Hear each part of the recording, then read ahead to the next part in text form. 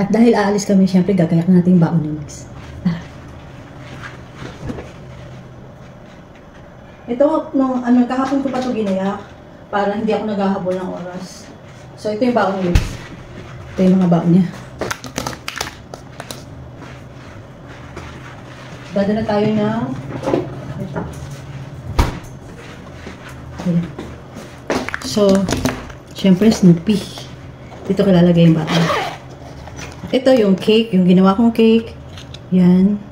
Minimalist kasi ako eh. Tapos ito yung boiled chicken. Yan.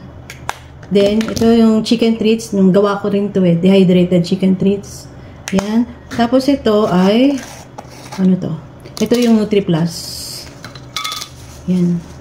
Yan. Tina-transfer ko na dito. Then, sus, nagmami siya. Mami daw. Mami. Nagmami. Kasi narinig na may dala akong baon.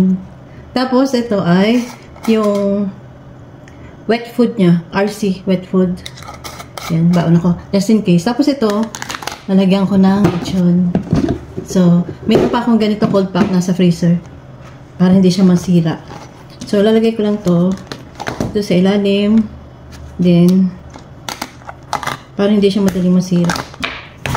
Diyan lang naman kami sa Kalamba, sa SM. So, hindi naman kami magtataka. Ayan, ganyan. Ito, syempre, hindi naman na kailangan dito eh. Balot ko lang to. Sa bag ko lang siya ilalagay. Ayan. So, we're set. Ready to go. Hintay lang kami ng oras. So, time check. 8:06. 10 pa kami oras. Yun lang po. Bye. Bye ikaw. Bye.